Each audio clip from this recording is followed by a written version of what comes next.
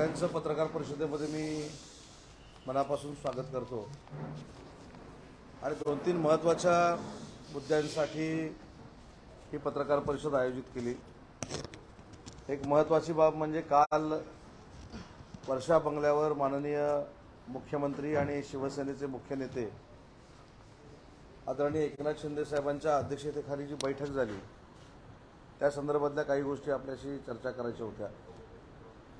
आणि दुसरा महत्त्वाचा जो एक महत्त्वाची बाब आहे ती म्हणजे काही गोष्टी न घडता त्या आपल्यापर्यंत कशा पोहोचतायत हा एक संभ्रम आमच्या समोर देखील आहे आणि त्याचे काही खुलासे मला या पत्रकार परिषदेतून करायचे आहेत। त्यातला सगळ्यात महत्त्वाचा खुलासा म्हणजे गेले 2 दिवस माननीय मुख्यमंत्री एकनाथजी शिंदे हे कालच्या बैठकीमध्ये राजीनामा देणार होते अशा पद्धतीची एक निगेटिव्ह बातमी आपल्यापर्यंत देण्याचा काही लोकांनी पराक्रम केला।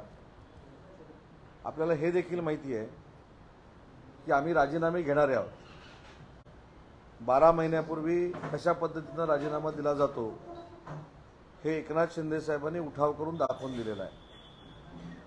एकनाथ शिंदे साहेबांचं नेतृत्व हे संयमी आहे, सगळ्यांना बरोबर घेऊन जाणारं आहे। त्याच्यामुळे काही लोकांना त्यांच्यावर काही बोललं तरी चालतं अशा पद्धतीची एक यंत्रणा तयार करण्यामध्ये आम्ही यशस्वी होऊ अशा पद्धतीचे काही मनसुबे कदाचित त्यांचे असतील। परंतु कालच्या बैठकीचा मी पुन्हा एकदा उल्लेख करतो की कालची जी बैठक झाली याच्यामध्ये सगळे आमदार, खासदार, शिवसेना नेते यांनी पुन्हा एकदा क्लिअर सांगितलेलं आहे की आमचे नेते, मुख्य नेते एकनाथ शिंदे साहेबांवर आमचा पूर्ण विश्वास आहे।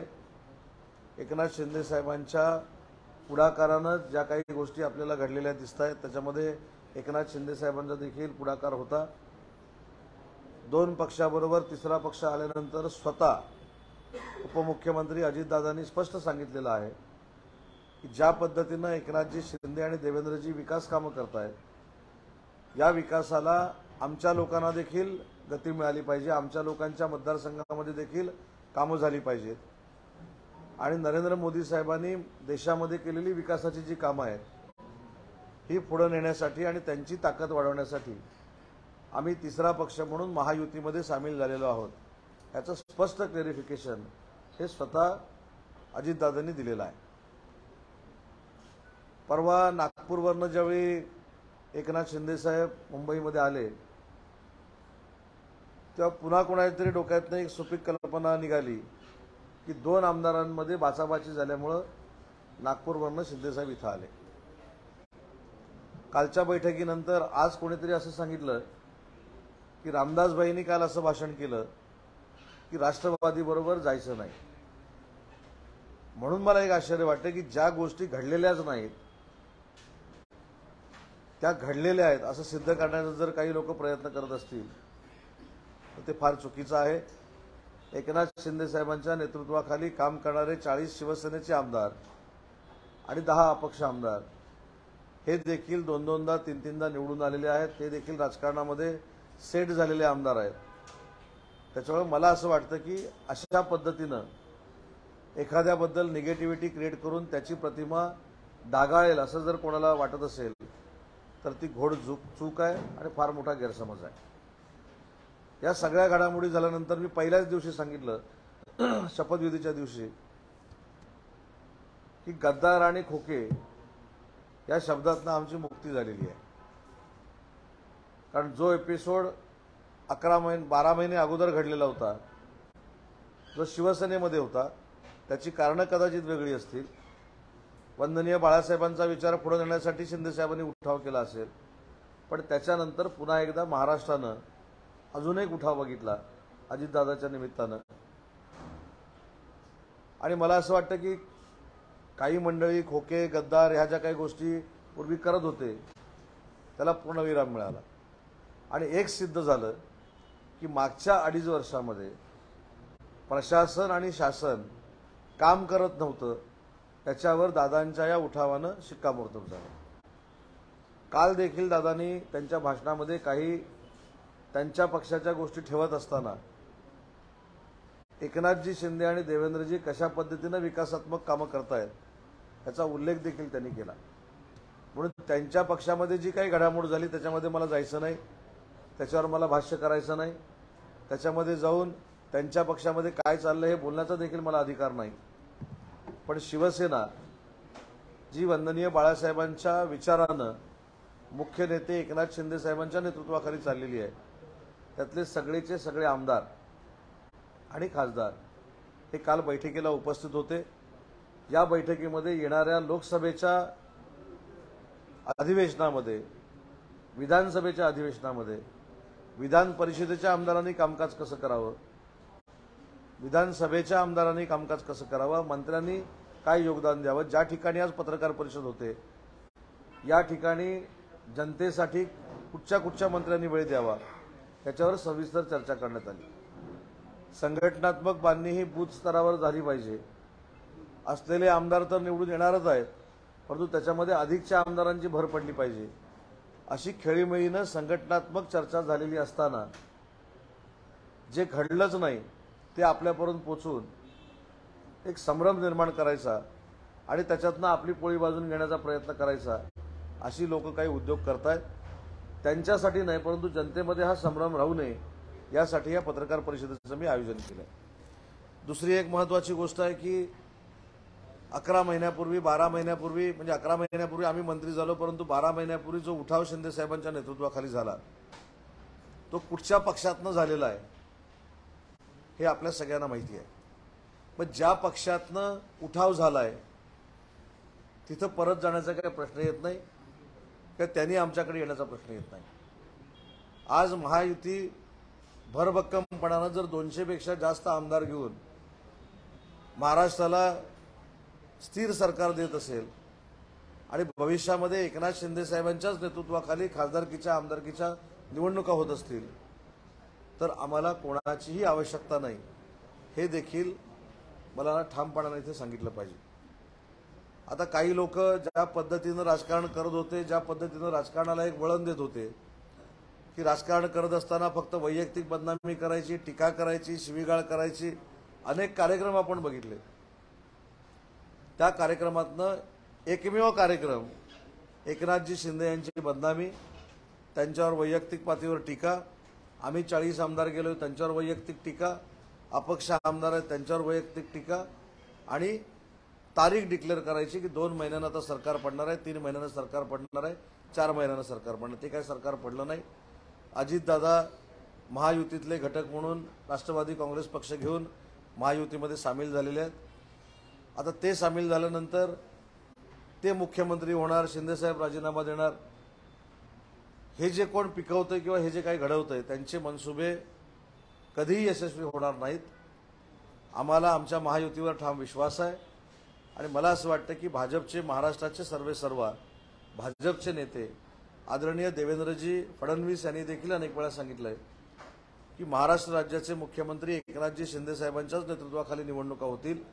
काल भाजपचे प्रदेशाध्यक्ष बावनकुळेंनी देखील सांगितलेलं आहे की एकनाथ शिंदे साहेबांच्या मुख्यमंत्री पदाला धोका असल्याचं काही लोक विरोधक निगेटिव्हिटी क्रिएट करण्याचा जो प्रयत्न करतात त्याच्यामध्ये काही तथ्य नाही आणि म्हणून मला असं वाटतं की जे घडलेलंच नाही ते घडलं म्हणून आपल्यापर्यंत पोहोचवणं हे काही योग्य आहे असं मला वाटत नाही आणि हा लोकशाहीतला अतिशय एक घाणेरडा प्रकार आहे असं माझं मत आहे। शिंदे गटातील काही पदाधिकाऱ्यांची घरवापसी झाली आहे, बाकीच्यावर अशा बातम्या येत होत्या, त्या अनुषंगाने काय चर्चा आहे? कोणाची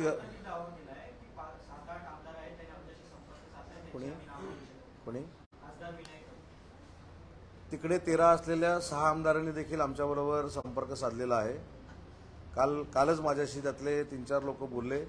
येत्या 2-3 दिवसामध्ये मला ते फक्त त्यांनी मुंबईमध्ये भेटूया नको म्हणून सांगितलं, अन्य राज्यामध्ये किंवा जिल्ह्यामध्ये भेटूया म्हणून सांगितलेलं आहे। त्याच्यामुळे खरा आकडा तो आमच्या संदर्भातला आहे। 13तल्या 6 लोकांनी माझ्याशी चर्चा केलेली आहे।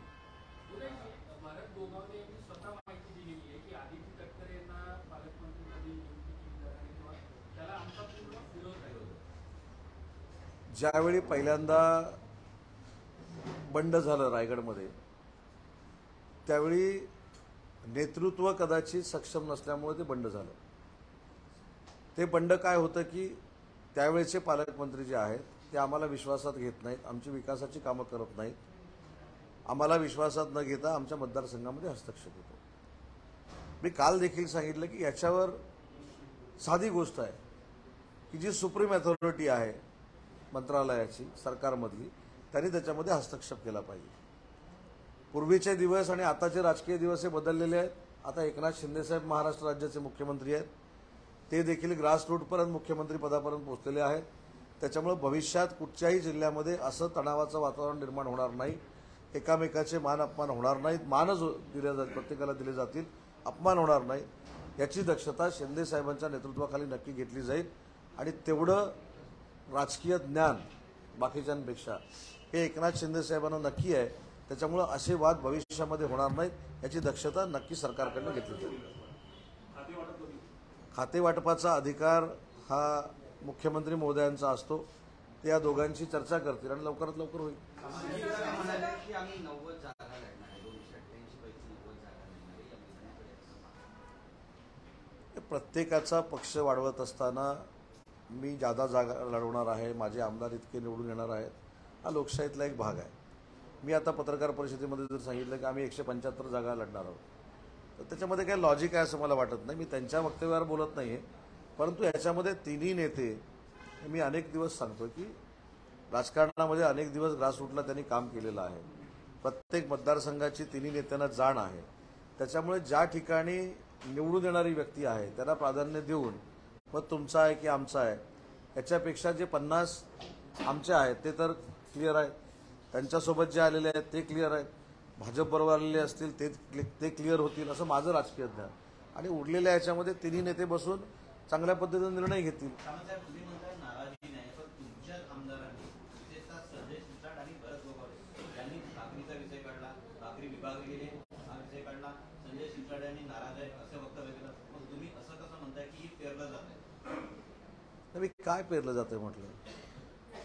मी असं म्हटलं की मुख्यमंत्र्यांचा राजीनामा दिला जाणार आहे हे पेरलं जातंय, हे पसरवलं जातंय, हे निगेटिव्हिटी क्रिएट केली जाते नाहक असं मी म्हटलं. भाकरीचा जो विषय आहे त्याच्यामध्ये स्वाभाविक आहे, त्यांनी भाकरीचं उदाहरण दिलं. एक भाकरी जी मिळणार होती त्यातली अर्धी भाकरी मिळणार आहे, याचा अर्थ जेवताना भाकरीमध्ये वाटेकरी निर्माण झालेले आहेत. याच्या पलीकडे भरत गोगावले काय बोलले नाही.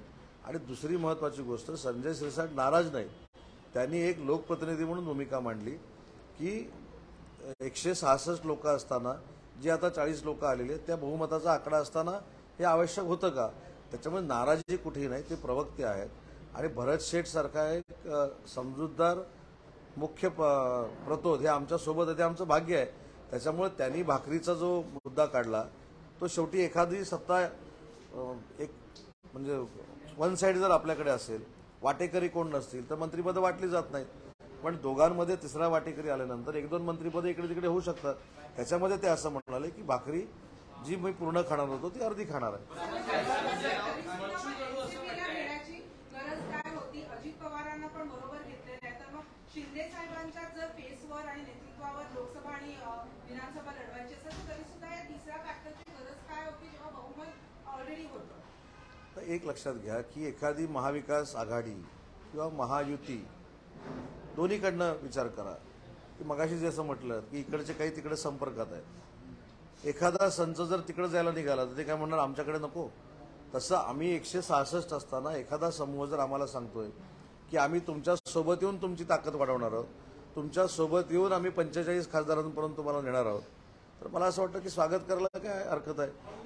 आणि एक मिनिट, आणि महत्त्वाची गोष्ट की स्वतः अजितदादांचं काल जर भाषण आपण ऐकलं असेल, आपण ऐकलंच असणार आहे आणि तुमच्याच माध्यमातून आम्ही बघितलंय, त्याच्यामध्ये ते स्पष्ट असं म्हणाले की माननीय पंतप्रधान एकनाथ शिंदे साहेबांचा जो वेग आहे विकास कामाचा आणि 9 वर्षापूर्वी कशा पद्धतीने निवडून आले स्वतःच्या कर्तृत्वावर, नंतर 5 वर्षानं कशाच्या कर्तृत्वावर निवडून आले, त्यांनी स्पष्ट केलंय. याचा अर्थ आम्ही जे केंद्रातलं नेतृत्व मानतो अलायन्समध्ये नरेंद्र मोदी साहेब, त्यांचंच नेतृत्व अजितदादांनी स्वीकारलेलं आहे. मला असं वाटतं की अजितदादा राष्ट्रवादी काँग्रेस पक्ष घेऊन महायुतीमध्ये जर येणार असतील तर स्वाभाविक महायुतीची ताकद वाढणार आहे आणि म्हणून आम्ही त्यांना सामावून घेतलं.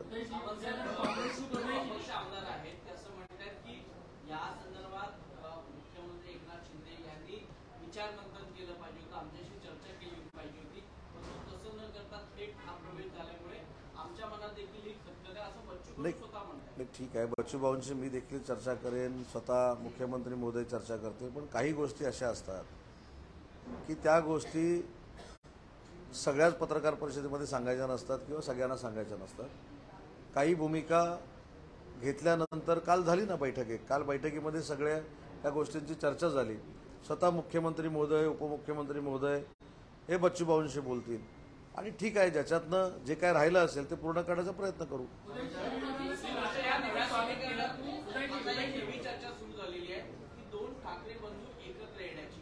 मनसेच्या नेत्यांनी राज ठाकरेंकडे असा प्रस्ताव दिलाय की आपण उद्धव ठाकरेंना साथ दिली पाहिजे. आज काही गाठीभेटी आहेत त्या शिवसेनेच्या आणि मनसेच्या नेत्यांमध्ये होताना दिसतात. तर आपल्याला काय वाटतं? पण मला असं वाटतं की मला माहीत नाही, म्हणजे तुम्ही याच्यातली जास्त माहिती काढू शकता, पण आमचे जे काही राजकीय सोर्स आहेत, चर्चा होणं आणि प्रस्ताव जाणं आणि त्याच्यानंतर युती होणं हे फार मोठं काम असतं. त्याच्यामुळे काही लोकांनी आज सकाळी जाहीर केलेलं आहे की आमचे प्रस्ताव एकामेकाकडे गेलेले नाहीत, ही फक्त चर्चा असू शकते. आता याच्यातनं घडलं तर शेवटी त्या मनसेच्या पक्षप्रमुखांचा तो प्रश्न आहे आणि उद्धव बाळासाहेब ठाकरेंच्या पक्षाचा तो प्रश्न आहे. त्याच्यामुळे त्यांनी कोणाबरोबर जावं आणि कोणाबरोबर जाऊ नये याच्याबद्दल मला बोलण्याचा काय अधिकार नाही. शेवटी ही लोकशाही आहे. अजित पवार हेच मुख्यमंत्री बनतील. विनायक राऊत म्हणतात की आधी एकनाथ शिंदे जे होते ते ऑटो चालवायचे, आता ते टेम्पो चालवतात. एखाद्याच्या व्यवसायावरनं टीका करणं म्हणजे राजकारण किती हीन दर्जाचं झालंय हे बघणं गरजेचं आहे. पण ठीक आहे, तेच कबूल करतायत की एक सर्वसामान्य माणूस महाराष्ट्र राज्याचा मुख्यमंत्री आहे म्हणून त्यांचं कौतुक केलं पाहिजे, अभिनंदन केलं पाहिजे. आणि एक तुमच्या लक्षात आलं असेल की अजितदादांनी, मी मगाशी त्याचा उल्लेख केला की महाराष्ट्र राज्याचे मुख्यमंत्री हे संयम दाखवणारे आहेत, संवेदनशील आहेत. ज्या सहकाऱ्यांबरोबर पूर्वी काम केले त्यांनी टीका केलेली असताना सुद्धा त्या टीकेकडे लक्ष द्यायचं नाही, हा त्यांचा स्वभाव आहे.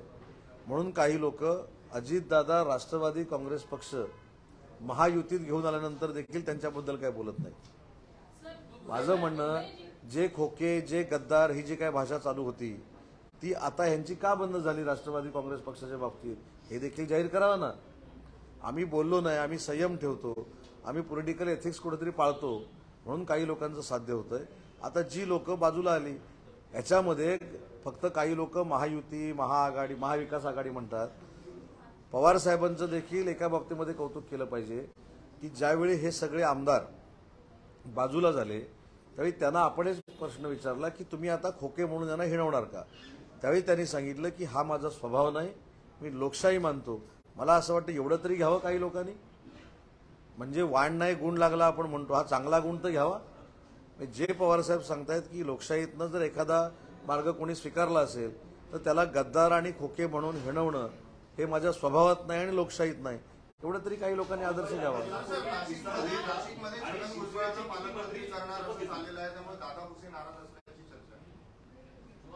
आता खरी गंमत अशी आहे, दादा भुसे आणि मी रात्री जवळजवळ 1 ते 1:30 वाजेपर्यंत आम्ही एकत्र होतो. असं कुठेही नाराजी, ही नाराजी कशी तुमच्यापर्यंत पोचते आणि कोण पोचवतं कळत नाही. आता पहिलं जसं टॅलेंट सर्च करतात तसं आम्हाला हे सर्च करावं लागेल की हे कोण कोण आहेत, आमच्यामध्ये नाराजी आहे म्हणून तुम्हाला सांगणारे हे कोण कोण आहेत हे आता सर्च केलं पाहिजे.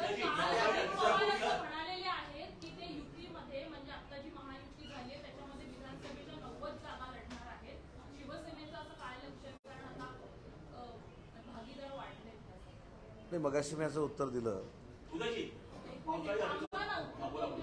मुद्दा असा आहे की प्रत्येकाला प्रत्येकाच्या पार्टी मिटिंगमध्ये 90, 100, 150, 200 सीट आम्ही लढणार आहोत हे सांगण्याचा अधिकार आहे. परंतु त्याचं उत्तर देताना मी असं सांगितलं की एकनाथजी शिंदेसाहेब, देवेंद्रजी आणि अजितदादा यांना पूर्ण महाराष्ट्राची भौगोलिक परिस्थिती माहिती आहे. त्याच्यामुळं उरलेल्या ज्या जागा आहेत, म्हणजे आमच्याबरोबर असलेले 50, दादांबरोबर असलेले काही लोक, त्याच्यानंतर आलेली लोक आणि BJP बरोबर असलेले आमदार, हे सोडून उरलेले जे काही मतदारसंघ राहतात त्याच्यामध्ये तिघं बसून निर्णय घेतील. आणि उद्या असं समजा की तुम्ही हा प्रश्न विचारला म्हणून मी तुम्हाला सांगितलं आम्हाला पण 150 लढायचे आहेत, त्याच्यामध्ये काय लॉजिक आहे. हे 3 नेते निर्णय घेतील.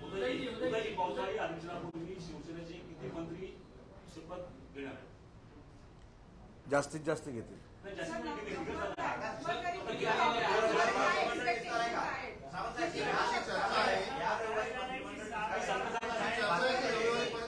काही लोक जसं सरकार पडणार आहे म्हणून मुहूर्त देतात, तसं काही मी मुहूर्त देणार नाही.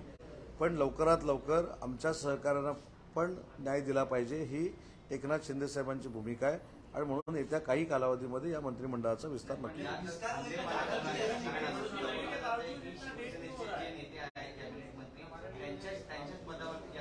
याच्यामध्ये आमच्या मंत्र्यांना किंवा आमदारांना कुठेही असं वाटत नाही की खांदेपालट होताना अजून काय होईल, मंत्री होताना. आमचा पूर्ण विश्वास मुख्यमंत्री एकनाथ शिंदे साहेबांबरोबर आहे. एकनाथ शिंदे साहेबांना जे योग्य वाटेल, जे पक्षाच्या दृष्टीनं ते करतील, त्याच्यावर आमच्या सगळ्या लोकांचा विश्वास आहे. त्याच्यामुळे खांदेपालट मंत्री कोण होणार आहे, एकदा नेत्याला अधिकार दिल्यानंतर त्याच्यामध्ये आपण प्रश्नचिन्ह निर्माण करणं हे काही योग्य नाही. उदयजी, विकासाचा दृष्टिकोन ठेवून तुम्ही म्हणता की तुमच्या महायुतीमध्ये राष्ट्रवादी आली. आता तसाच विकासाचा दृष्टिकोन ठेवून काँग्रेसचे काही आमदार आले. मी राष्ट्रवादी स्वागत केलं, तर काँग्रेसचंही स्वागत केलं नाही. येऊ देत तरी आधी. नाही म्हणता एक लक्षात, म्हणणं वेगळं आणि 40 लोक घेऊन येणं वेगळं. आधी किती येत आहेत ते बघू. त्यांना शुभेच्छा आहेत ह्या त्यांच्या कार्यासाठी. आल्यानंतर त्याचा निर्णय आता हे तिघं मिळून घेतील. येणार हे आता तुमच्याकडनं मला कळलं. मी त्याचंच म्हटलं, येणं वेगळं आणि म्हणजे येतो म्हणून सांगणं वेगळं, वातावरण तयार करणं वेगळं आणि डायरेक्ट येणं वेगळं. आधी येऊ दे आणि ते येण्यासाठी त्यांना शुभेच्छा आहेत ना.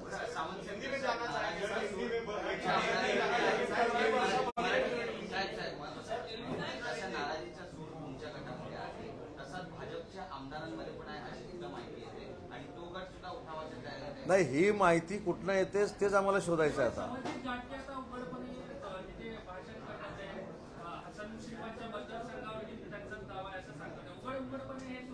एक लक्षात घ्या, अशा गोष्टी काही काळ चालतात. मी देखील राष्ट्रवादी काँग्रेस पक्षाच्याच उमेदवाराबरोबर लढलो होतो. पण काही गोष्टी नेत्यानं पुढाकार घेऊन केल्यानंतर जर नेत्यावर विश्वास असेल तर त्या विश्वासाला आपण पात्र ठरलो पाहिजे. त्याच्यामुळे समरजित असतील किंवा अन्य कोण असतील, थोडं दुःख प्रत्येकाला होणारच आहे ना. पण त्याच्यातनं त्यांनी हे पण वाक्य सांगितलंय की माझे राजकीय गुरु हे देवेंद्रजी आहेत. ते फक्त आपण सांगायला विसरतो. त्यांनी आपल्या मनातली खदखद कदाचित बोलून दाखवली असेल, पण हे पण सांगितलं की माझे राजकीय गुरु हे देवेंद्रजी फडणवीस साहेब आहेत. त्याच्यामुळे त्यांनी जो निर्णय घेतलेला आहे आणि माझी जी काय भूमिका आहे त्यांच्याकडे मांडेल, हे पण त्यांनी सांगितलं ना.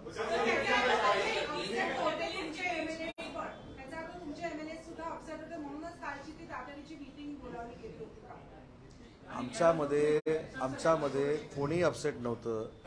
पण महत्वाची गोष्ट अशी आहे की एखादी घटना घडल्यानंतर त्याच्यामध्ये कोणाच्याही मनामध्ये शंका राहू नये म्हणून जर आमच्या नेत्यांनी पुढे येऊन स्वतःहून सगळ्यांना बोलून काही गोष्टी जर सांगितल्या असतील, ते वावगं कुठं आहे. शेवटी पक्षातली लोकशाही आहे. पण काही गोष्टी 3-4 दिवसामध्ये ज्या काही घडल्या की बाबा आम्ही आता बरोबर कुठं जाणार, परत आमच्याबरोबर कोण येणार, तर मी सुरुवातीलाच सांगितलं की अशा बाबतीमध्ये कुठेही 0.1% नाही, 0% देखील विचार नाही की कुठं परत जायचा, परत सोबत कोणाला घ्यायचा. ज्या ठिकाणून आपण एका वेगळ्या विचारानं बाहेर पडलो तिथं परत जाण्याचा प्रश्न येत नाही. पिछले कुछ दिनों से काफी चर्चाएं चल रही है, क्या मुख्यमंत्री इस्तीफा देंगे, क्या आपके खेमे में कुछ अनहैप्पी मिनिस्टर्स हैं और नहीं, ये आपको बताने वाला अभी हमको ढूंढना पड़ेगा कि हाथापाई होगी, मुख्यमंत्री साहब अभी रिजाइन दे रहे हैं, अभी ऐसा हो रहा है वैसा हो रहा है. हम रिजाइन लेने वाले हैं. हमने दिखा दिया है एकनाथ शिंदे साहब के नेतृत्व में. शिंदे साहब के नेतृत्व में एमपी के और एमएलएस के चुनाव होंगे. ये खुद बावनकुळे साहब ने बताया है. जो भाजपा के सर्वे सर्वा है वो देवेंद्र जी ने भी बताया है. इसलिए आपके पास जो कोई आता है और झूठ ब्रीफ करके जाता है उसको हम अभी ढूंढ निकालेंगे. ऐसी कोई भी बात नहीं है. हमारे सब एमएलए कल मीटिंग में थे, एमपीज थे और कल विकास के बारे में चर्चा हुई.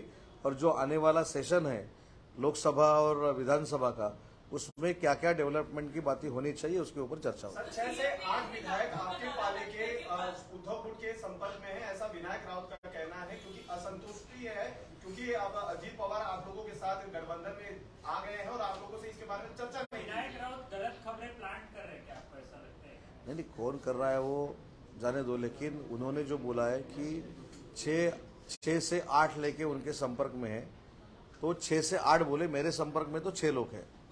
कल ही शाम को उनसे बात हुई, उन्होंने बोला है कि बम्बई में नहीं मिलेंगे, बाहर मिलेंगे। तो उनके पास कहाँ से जाएंगे 6-8? उनके ही 6 यहाँ आने वाले हैं। तो ये सिर्फ जो मॉरल सपोर्ट रहता है, जो बचे हुए एमएलएस है, बचे हुए कार्यकर्ता है, उनके लिए जो मॉरल सपोर्ट क्रिएट करना चाहिए वो कर रहे हैं, बाकी कुछ भी नहीं। अजीत पवार से सर एमएनएस के नेता गए हुए हैं संजय राउत से मिलने के लिए सामना के ऑफिस में, और सर लगातार जो है ये दोनों तरफ के कार्यकर्ताओं की मांग है कि दोनों ठाकरे, मेरे ख्याल से संजय राउत साहब ने जब ठाकरे पिक्चर बनाई थी, उसके डायरेक्टर अभिजीत पानसे जी थे। अभी कोई ये सब जो हो रहा है उसके ऊपर अगर पिक्चर निकालना हो तो अभिजीत पानसे डायरेक्टर है कि प्रोड्यूसर है, वो देखने के लिए गए रहेंगे। मेरे ख्याल से मनसे के नेता राज ठाकरे साहब है, वो फाइनल करते हैं कि मनसे ने कहाँ जाना चाहिए और किससे अलायंस करनी चाहिए। अभिजीत पानसे साहब क्यों गए संजय राउत के पास, वो बताएंगे। मेरे ख्याल से वो कल्चरल इसमें काम करते हैं, उन्होंने उनके साथ भी काम किया है, इसलिए गए रहेंगे। मेरे को मालूम दोनों ठाकरे परिवार के भाइयों को साथ में आने की बातें कयास लगाई जा रही, सर इसको लेकर क्या? अभी 2 ठाकरे भाई एक साथ में आए तो हम क्या करें? सामंत जी, मंत्रिमंडल का विस्तार होना है, क्या आप लोग की टीम एनसीपी के जो नए विधायक है उसके लिए कॉम्प्रोमाइज करने के लिए तैयार है? कॉम्प्रोमाइज यानी जब हमारी अलायंस है उसमें शिवसेना और भाजपा है, उसको बढ़ाने के लिए अजीत दादा अगर एनसीपी लेके आते हैं तो ठीक है ना। जो जिम्मेदार हमारे लीडर है एकनाथ जी शिंदे साहब है, देवेंद्र जी है और अजीत दादा है, वो बैठ के फाइनल करेंगे।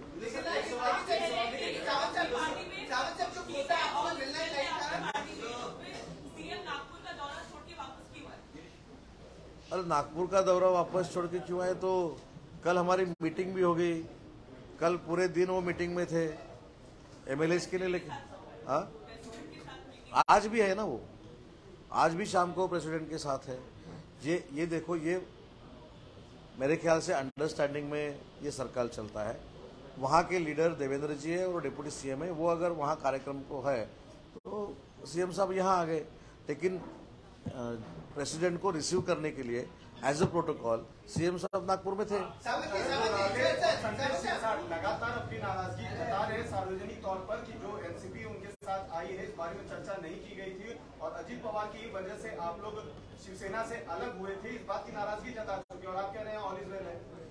नहीं, आपको बताया मालूम नहीं, मैंने ये भी बोला कि भरत सेठ गोगावले ये बोले थे, वो हमारे मुख्य प्रतोद है, उन्होंने क्या बोला कि हमारे पास जो एक भाकरी थी अभी वो आधी खाने के लिए हमको मिलेगी। यानी जब पार्टी में दूसरा आदमी आ जाता है या अलायंस में दूसरा पार्टी आ जाता है तो मिनिस्ट्री, महामंडल जो रहते हैं वो कमेटी, उसमें शेयरिंग हो जाता है, इसलिए वो बोले, बाकी कुछ नहीं। अपने कोटे के साथ कैबिनेट, ऐसी खबर है कि 7 कैबिनेट इस नीचे जो है आपको मिल सकती है, उसमें से इंडिपेंडेंट एमएलएस को आप कितनी सीटें शेयर करेंगे?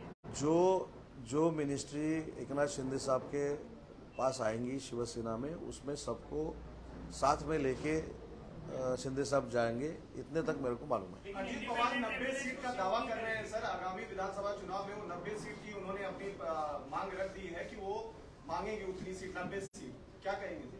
नहीं, पार्टी के रैली में, पार्टी के बैठक में अपने जो एमएलएस रहते हैं, अपने जो कार्यकर्ता रहते हैं, उनको मॉरल देने के लिए नेता का यही काम ही है कि उनको मॉरल सपोर्ट देना है। ठीक है, वो 90 लेंगे, 100 लेंगे, बीजेपी 150 लेंगे, हम 150 लेंगे, ये फाइनल होगा ना।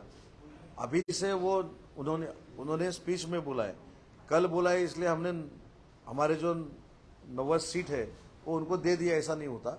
ये सब अंडरस्टैंडिंग में होगा, तीनों नेता बैठ के फाइनल करेंगे। और हमारे पार्टी में जब मीटिंग रहती है हम भी यही बोलते हैं, हम 150 लड़ने वाले हैं।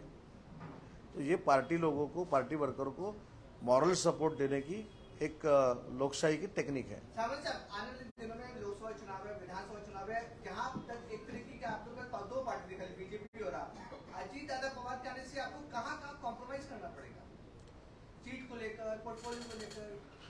नहीं, कॉम्प्रोमाइज काय के लिए करना पड़ेगा? 3 सीट है, 3 पार्टी कॉम्प्रोमाइज करना पड़ेगा। सुनो, अभी देखो, मेरा जो कॉन्स्टिट्यूंसी है वहाँ से मैं 90,000 से चुन के आता हूँ, वो तो अजीत दादा नहीं मांगेंगे।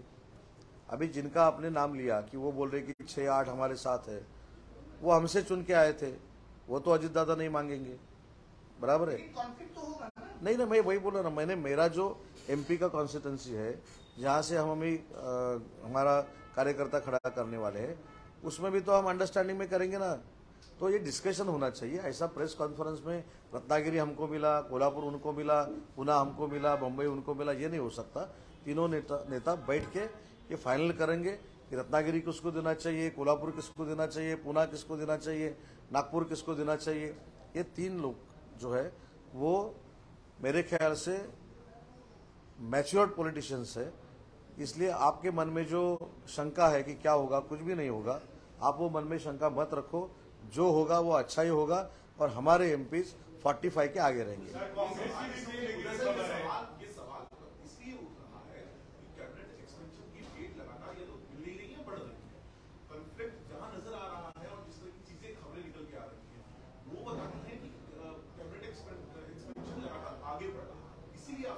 ये भी स्ट्रेटेजी रहेगी।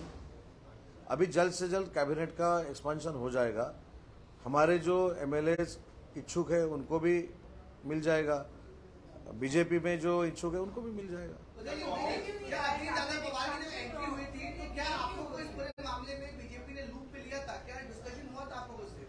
महाराष्ट्र राज्य के मुख्यमंत्री एकनाथ शिंदे साहब के नेतृत्व में ही ये सब हुआ है। देवेंद्र जी, एकनाथ जी ने मिलके बैठ के ये सब फाइनल किया है। इसलिए किसको विश्वास में लिया, किसको विश्वास में नहीं लिया, ये बात ही नहीं हो सकती। महाराष्ट्र राज्य के मुख्यमंत्री एकनाथ जी है और उनको पूरा विश्वास में लेके उनके नेतृत्व में ही ये सब जो कुछ हुआ है उनके नेतृत्व में हुआ है। सर, कांग्रेस के साथ अब ऑपरेशन लोटस होने वाला है। करीबन 15 से 17 विधायक टूटने की खबर जो है कि संपर्क में है। आपके ही कुछ नेताओं ने नहीं, क्या है कि खबरें ऐसी बहुत आती है। अभी आपके पास खबर आई कि नहीं, ठीक है ना, दावा करना ये ठीक है, लेकिन एक्चुअल वो होने के बाद बताएंगे क्या हो गया है, कितने आ गए, क्या करने वाले ये सब। सर, आप जितने शीर्ष नेतृत्व है लगातार कॉन्फ्लिक्ट को डिनाई कर रहा है, लेकिन वहीं आप ही के विधायक इस बात का जिक्र करते हैं कि ट्रिपल इंजन नहीं बल्कि डबल इंजन सरकार ही है।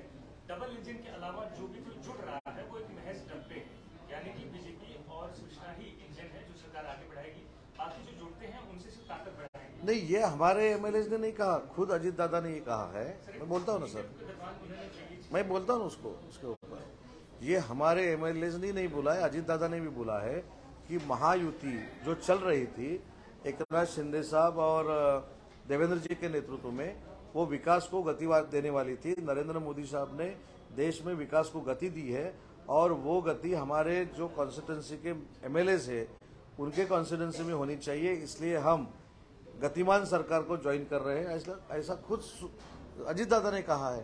क्या एनसीपी एक डब्बा है, इंजन नहीं है? क्या उसको टक्कर आपको उपयोगी नहीं होगी?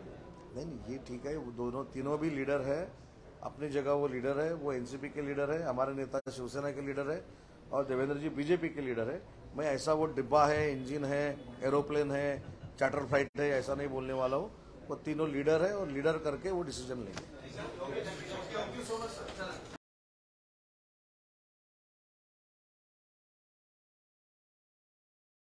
सध्याच्या परिस्थितीत ताज्या घडामोडी पाहण्यासाठी आमच्या युट्यूब चॅनलला सबस्क्राईब करायला विसरू नका। बातमीच्या सविस्तर माहितीसाठी आपण आपल्या वेबसाईटला भेट द्या। सर्व ताज्या बातम्या पाहण्यासाठी आपण आपलं ऍप डाउनलोडिंग करा। रोजच्या बातम्या वाचण्यासाठी आपण आपल्या ई पेपरला भेट द्या। दैनिक राजस्व आपल्या सगळ्यांना आवाहन करीत आहे की घरी राहा, सुरक्षित राहा।